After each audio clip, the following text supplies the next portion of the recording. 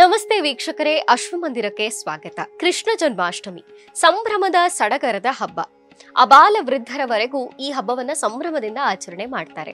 ಮಕ್ಕಳಿಗೆ ನಾನಾ ವೇಷಗಳನ್ನ ತೊಡಿಸಿ ಸಂಭ್ರಮ ಪಟ್ರೆ, ವಯೋವೃದ್ಧರು ಕೃಷ್ಣನ ಚಿಂತನೆಗಳನ್ನ, ತತ್ವಜ್ಞಾನಗಳನ್ನ ಓದಿ ಅರ್ಥೈಸಿಕೊಂಡು ಈ ದಿನವನ್ನ ಅರ್ಥಪೂರ್ಣವಾಗಿ ಆಚರಣೆ ಮಾಡ್ತಾರೆ. ಆದ್ರೆ ಸರಳವಾಗಿ ಮನೆಯಲ್ಲಿ ನಾವು ಯಾವೆಲ್ಲ ವಿಧಾನಗಳಿಂದ ಕೃಷ್ಣ ಜನ್ಮಾಷ್ಟಮಿಯನ್ನ ಆಚರಣೆ ಮಾಡಬೇಕು, ನಮ್ಮ ಉತ್ತಮವಾದ ಫಲಗಳನ್ನ ಪಡಿಲಿಕ್ಕೆ ನಮ್ಮ ಪೂಜಾ ವಿಧಾನಗಳು ಹೇಗಿರಬೇಕು, ಎಲ್ಲ ಮಾಹಿತಿಯನ್ನ ತಿಳಿಸಿಕೊಡ್ಲಿಕ್ಕೆ ಆಗಮ ವೇದ ಪ್ರವೀಣರಾದಂತಹ ಶ್ರೀ ಆಚಾರ್ಯ ಗುರುಜಿಯವರು ನಮ್ಮೊಟ್ಟಿಗಿದ್ದಾರೆ. ಅವರನ್ನ ಕಾರ್ಯಕ್ರಮಕ್ಕೆ ಸ್ವಾಗತಿಸೋಣ. ಗುರುಗಳೇ ನಮಸ್ತೆ, ಕಾರ್ಯಕ್ರಮಕ್ಕೆ ಸ್ವಾಗತ. ನಮಸ್ತೆ. ಅಸ್ಮದ್ ಗುರುಭ್ಯೋ ನಮಃ. ಅಖಂಡ ಮಂಡಲಾಕಾರಂ ವ್ಯಾಪ್ತಂ ಯೇನ ಚರಾಚರಂ ತತ್ಪದಂ ದರ್ಶಿತಂ ಯೇನ ತಸ್ಮೈ ಶ್ರೀ ಗುರವೇ ನಮಃ. ಅಪದಾಂ ಅಪಹರ್ತಾರಂ ಧಾತಾರಂ ಸರ್ವಸಂಪದಾಂ ಲೋಕಾಭಿರಾಮಂ ಶ್ರೀರಾಮಂ ಭೂಯೋರ್ಭೂಯೋ ನಮಾಮ್ಯಹಂ. ಮನೋಜವನ್ ಮಾರುತತುಲ್ಯ ವೇಗಂ ಜಿತೇಂದ್ರಿಯಂ ಬುದ್ಧಿಮತಾನ್ ವರಿಷ್ಠಂ ವಾತಾತ್ಮಜನ್ ವಾನರಯೂಥ ಮುಖ್ಯಂ ಶ್ರೀರಾಮಧೂತಂ ಶಿರಸಾ ನಮಾಮಿ. ನಾಡಿನ ಸಮಸ್ತ ಜನತೆಗೂ ಕೂಡ ಸ್ವಾತಂತ್ರ್ಯ ದಿನಾಚರಣೆಯ ಹಾರ್ದಿಕ ಶುಭಾಶಯಗಳು. ಗುರುಗಳೇ, ಕೃಷ್ಣ ಜನ್ಮಾಷ್ಟಮಿ ಅಂದ್ರೆ ಸಂಭ್ರಮದ ಹಬ್ಬ. ಸಣ್ಣ ಮಕ್ಕಳಿಗೆ ವೇಷಗಳನ್ನು ತೊಡಿಸಿ ತಾಯಂದ್ರು ಸಂಭ್ರಮ ಪಡ್ತಾರೆ. ಮನೆ ಮನೆಗಳಲ್ಲಿ ನಾನಾ ಬಗೆಯ ತಿಂಡಿ ತಿನಿಸುಗಳನ್ನ ಮಾಡಿ ಸಂಭ್ರಮ ಪಡ್ತಾರೆ.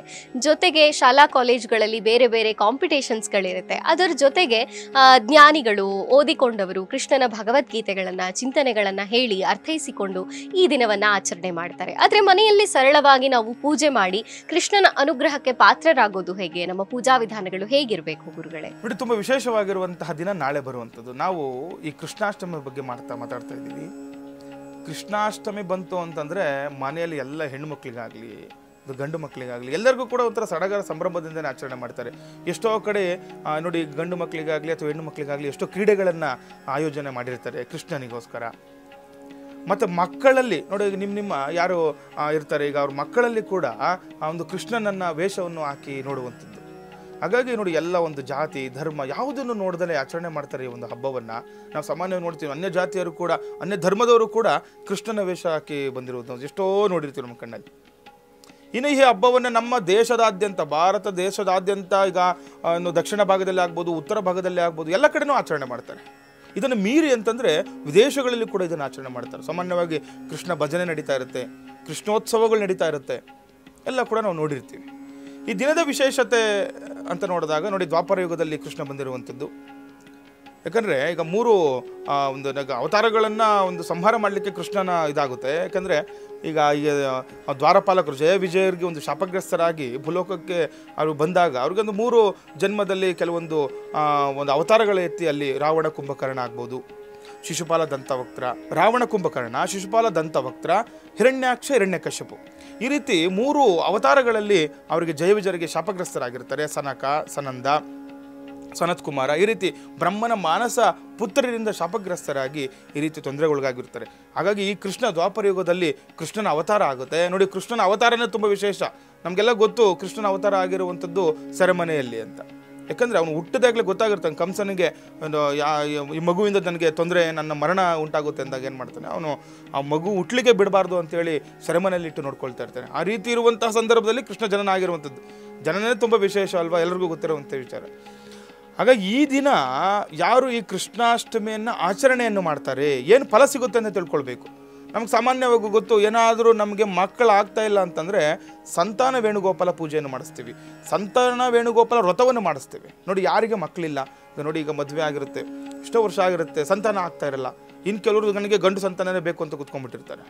ಇದೆಲ್ಲ ಈ ಕಾಲಮಾನದಲ್ಲಿ ಸಾಮಾನ್ಯವಾಗಿ ಇರುವಂಥದ್ದೇ. ಈಗ ಅವ್ರದ್ದು ತಪ್ಪು ಅಂತ ಹೇಳಲಿಕ್ಕಾಗಲ್ಲ, ಮತ್ತು ಒಳ್ಳೇದು ಅಂತಲೂ ಹೇಳಲಿಕ್ಕಾಗಲ್ಲ. ಹಾಗಾಗಿ ಕೆಲವೊಬ್ರು ಗಂಡು ಸಂತಾನ ಬೇಕು ಅಂದ್ಕೊಳ್ತಾ ಇರ್ತೀರಾ, ಅಥವಾ ಆರ್ಥಿಕ ಸಂಕಷ್ಟ ಆಗ್ಬೋದು. ನೋಡಿ, ಹಣದ ವಿಚಾರನೇ ಆಗಲಿ, ಕೃಷ್ಣ ಎಲ್ಲ ಕೂಡ ತ್ಯಜಿಸಿ ಹೋಗಿರುವಂಥವನು.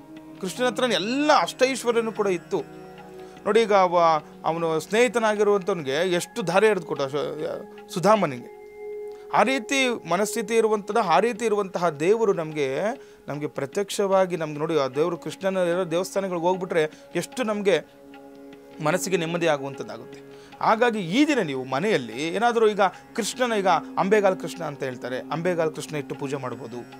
ಅಥವಾ ಕೃಷ್ಣನ ವಿಗ್ರಹಗಳನ್ನು ಯಾರು ಬೇಕಾದರೂ ಮನೇಲಿ ಇಟ್ಕೊಳ್ಬೋದು. ಇದಕ್ಕೇನು ಇದೇ ರೀತಿ ನಿಯಮ ನೀತಿ ಏನೂ ಇರೋದಿಲ್ಲ ಕೃಷ್ಣನಿಗೆ ಅಂತ. ವಿಶೇಷವಾಗಿರುವಂಥದ್ದು ಕೃಷ್ಣನಿಗೆ ಈ ದಿನ ವಿಶೇಷವಾಗಿ ಪೂಜೆ ಪುನಸ್ಕಾರಗಳನ್ನು ಮಾಡ್ಕೊಳ್ಳಿ ಮನೆಯಲ್ಲಿ. ನೋಡಿ, ವಿಶೇಷವಾಗಿರೋ ತಿಂಡಿ ತಿನಿಸು ಅಂದರೆ ತಿಂಡಿ ತಿನಿಸುಗಳು ಈ ಕೃಷ್ಣನಿಗೆ ತುಂಬ ವಿಶೇಷ ಅಂತಲೇ ಅಷ್ಟೇ, ವಿಧ ವಿಧವಾದ ಭಕ್ಷ್ಯ ಭೋಜಗಳನ್ನು, ತಿಂಡಿ ತಿನಿಸುಗಳನ್ನೇ ನೈವೇದ್ಯ ಮಾಡುವಂಥದ್ದೇ ಇವತ್ತು ವ್ರತ. ನಮಗೆ ಸಾಮಾನ್ಯವಾಗಿ ಎಲ್ಲರೂ ಕೂಡ ಗೊತ್ತು, ಎಲ್ಲರೂ ಕೂಡ ಮಾಡ್ಕೊಂಡು ಬರ್ತಾ ಇದ್ದಾರೆ. ಈಗಿನ ಕಾಲಮಾನದಲ್ಲಿ ಇತ್ತೀಚೆಗೆ ತುಂಬ ಚೆನ್ನಾಗಿ ಆಗೋಯ್ತು.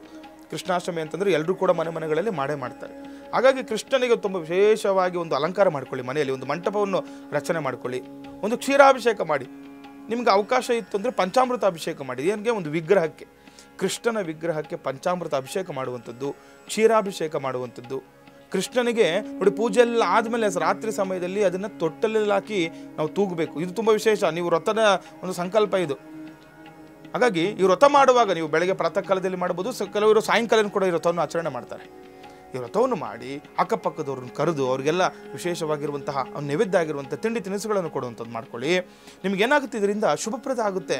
ಕೃಷ್ಣನ ಆಶೀರ್ವಾದ ಸಿಕ್ತು ಅಂತಂದರೆ ನಾವೆಲ್ಲ ಕಡೆಯಲ್ಲೂ ಕೂಡ ಜಯ ಉಂಟಾಗುತ್ತೆ. ನಮಗೆ ಸುದರ್ಶನ ಚಕ್ರ ನೋಡ್ತೀವಲ್ಲ, ಏನಾದರೂ ಕಷ್ಟ, ಈಗ ನೋಡಿ ಯಾರಿಗೆ ಕಷ್ಟ ಇರಲ್ಲ ಹೇಳಿ, ಏನೋ ಒಂದು ತೊಂದರೆ ಮನೆಯಲ್ಲಿ, ಏನೋ ನಿಶಕ್ತಿ ಆಗಿರುತ್ತೆ, ಆರೋಗ್ಯ ಸಮಸ್ಯೆ ಇರುತ್ತೆ, ಎಲ್ಲೋ ಕೆಲವರು ಈಗ ಮಾಟ ಮಂತ್ರ ಆಗಿಬಿಟ್ಟಿದ್ದ ಗುರುಗಳನ್ನ ನಾವೇನು ಮಾಡಬೇಕು, ಇದು ಮಾಡಿ ಕೃಷ್ಣಾಷ್ಟಮಿ ಮನೇಲಿ ಮಾಡಿ. ಏನೋ ಒಂದು ದೋಷ, ದೃಷ್ಟಿ ದೋಷ ಅಂತ ಹೇಳ್ತೀವಿ, ಏನೋ ದೃಷ್ಟಿ ಆಗಿಬಿಟ್ಟಿರುತ್ತೆ ಮನೆಗೆ, ನೀವೇನು ಬೇರೆ ಮಾಡೋಕೆಂದರೆ ಕೆಲವೊಂದು ಪೂಜೆ ಪುನಸ್ಕಾರಗಳ ಒಟ್ಟಿಗೆ ಕೆಲವೊಂದು ದಿನವೂ ಕೂಡ ನಮಗೆ ಅಷ್ಟೇ ನಮಗೆ ಇಂಪಾರ್ಟೆಂಟ್ ಅಂತ ಹೇಳ್ತೀವಿ. ನಾವು ನೆನ್ನೆ ಹಿಂದಿನ ದಿನಗಳಲ್ಲಿ ವರಮಹಾಲಕ್ಷ್ಮಿ ವ್ರತ ಮಾಡಿದ್ವಿ. ನಾನು ಹೇಳಿದೆ ಅವಾಗ, ನಿಮಗೆ ವಾರಗಳನ್ನು ನೋಡ್ಕೊಂಡು ನಾವು ಒಂದು ಆಚರಣೆಗಳನ್ನ ಮಾಡ್ತೀವಿ. ಇದು ತಿಥಿ ನೋಡಿ ಮಾಡುವಂಥದ್ದು.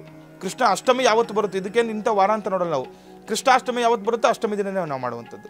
ಹಾಗಾಗಿ ಈ ದಿನ ತುಂಬ ವಿಶೇಷ. ಈ ದಿನ ನಮಗೆ ಇವತ್ತು ನಮ್ಗೆ ಸಿಕ್ಕಿದೆ, ನಾವು ಇದೀವಿ, ನಾವು ಒಂದು ಆರಾಧನೆ ಮಾಡಲಿಕ್ಕೆ ಅವಕಾಶ ಇದೆ ಅಂತಂದರೆ ಎಲ್ಲರೂ ಕೂಡ ಮನೆಯಲ್ಲಿ ಈ ಕೃಷ್ಣ ವ್ರತವನ್ನು ಮಾಡ್ಕೊಳ್ಳಿ. ಕೃಷ್ಣನಿಗೆ ಬೇಕಾಗಿರುವಂತಹ ತಿಂಡಿ ತಿನಿಸುಗಳು, ಇದರಲ್ಲಿ ತುಂಬ ವಿಶೇಷ ಬೆಣ್ಣೆನೇ ನೈವೇದ್ಯ ಮಾಡಬೇಕು. ಎಲ್ಲರೂ ಕೂಡ ನೆನಪಲ್ಲಿ ಇಟ್ಕೊಳ್ಬೇಕು. ನೀವೇನೋ ಬೇರೆ ಅಂಗಡಿಗಳಿಂದ ಎಷ್ಟಾದರೂ ತರಿಸ್ಬೋದು ನೀವು, ಆದರೆ ಬೆಣ್ಣೆ ತುಂಬ ಇಂಪಾರ್ಟೆಂಟ್ ಆಗಿರುತ್ತೆ. ಈ ಬೆಣ್ಣೆಯನ್ನು ನೈವೇದ್ಯ ಮಾಡೋದ್ರಿಂದ ಕೃಷ್ಣ ನಮಗೆ ಶೀಘ್ರವಾಗಿ ಒಲಿತಾನೆ ಅಂತ ರೀತಿ ಮಾಡಿಕೊಂಡು ಮಕ್ಕಳಲ್ಲಿ ಕೂಡ ಕೃಷ್ಣನನ್ನು ಕಾಣುವಂಥದ್ದು ತುಂಬ ಶುಭಪ್ರದವಾಗಿರುವಂಥ ಹಬ್ಬ.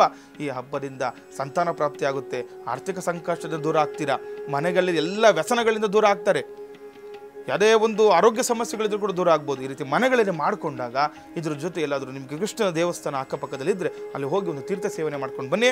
ನಿಮ್ಮ ಆರೋಗ್ಯ ಸಮಸ್ಯೆಗಳೆಲ್ಲವೂ ಕೂಡ ನಿಮಗೆ ನೋಡಿ, ನಾವು ಕೃಷ್ಣಾರ್ಪಣ ಮಸ್ತು ಅಂತೀವಿ. ನಾವು ಯಾವುದೇ ಪೂಜೆ ಮಾಡಲಿ, ಯಾವುದೇ ಪುರಸ್ಕಾರಗಳನ್ನು ಮಾಡಲಿ, ನಾವು ಕಡೆಯದಾಗಿ ಹೇಳುವಂಥದ್ದೇನು, ಸರ್ವಂ ಶ್ರೀ ಕೃಷ್ಣಾರ್ಪಣ ಮಸ್ತು, ಎಲ್ಲವೂ ಕೂಡ ಕೃಷ್ಣನಿಗೆ ಅಂತ. ಹಾಗಾಗಿ ಕೃಷ್ಣನನ್ನು ಯಾರು ಇವತ್ತು ವಾಸುದೇವ ಅಂತ ಹೇಳ್ತಾರೆ, ಕೃಷ್ಣ ಅಂತ ಹೇಳ್ತಾರೆ, ನಾನಾ ವಿಧವಾದ ಗೋಪಾಲಕ ಅಂತ ಹೇಳ್ತಾರೆ, ಎಷ್ಟೋ ಹೆಸರುಗಳಿದೆ. ಈ ರೀತಿ ಆ ನಾಮ ಜಪವನ್ನು ಮಾಡಿ, ಕೃಷ್ಣನಾಮ ಜಪವನ್ನು, ಹರೇ ಕೃಷ್ಣ ಹರೇ ರಾಮ ರಾಮ ರಾಮ ಹರೇ ಹರೇ, ಅದೆಲ್ಲ ಇದೆ ನೋಡಿ. ಈ ರೀತಿ ಮಂತ್ರಗಳನ್ನು ಇದನ್ನು ನೀವು ನೆನೆಸ್ಕೊಳ್ಳಿ, ಜಪ ಮಾಡಿ, ಎಷ್ಟೋ ಫಲ ಸಿಗುತ್ತೆ, ಅಭಿವೃದ್ಧಿ ಆಗುವಂಥದ್ದಾಗುತ್ತೆ, ಮನಸ್ಸಿಗೆ ನೆಮ್ಮದಿ ಸಿಗುತ್ತೆ. ಯಾವಾಗ ನಮಗೆ ಮನಸ್ಸಿಗೆ ನೆಮ್ಮದಿ ಸಿಗುತ್ತೆ, ನಾವು ಮಾಡುವಂತಹ ಕೆಲಸ ಕಾರ್ಯಗಳು ಕೂಡ ಯಶಸ್ಸಾಗಬಹುದಾಗಿದೆ. ಗುರುಗಳೇ, ಕೃಷ್ಣ ಜನ್ಮಾಷ್ಟಮಿಯ ಕುರಿತಾದ ಸಮಗ್ರ ಮಾಹಿತಿಯನ್ನ ನಮ್ಮ ವೀಕ್ಷಕರಿಗಾಗಿ ತಿಳಿಸಿಕೊಟ್ಟಿದ್ದೀರಿ. ಧನ್ಯವಾದಗಳು. ಲೋಕ ಸಮಸ್ತ ಸುಖಿನೋ ಭವಂತು, ಸಮಸ್ತ ಸನ್ಮಂಗಳಾನಿ ಭವಂತು. ಶ್ರೀಮತೆ ರಾಮಾನುಜಾಯ ನಮಃ.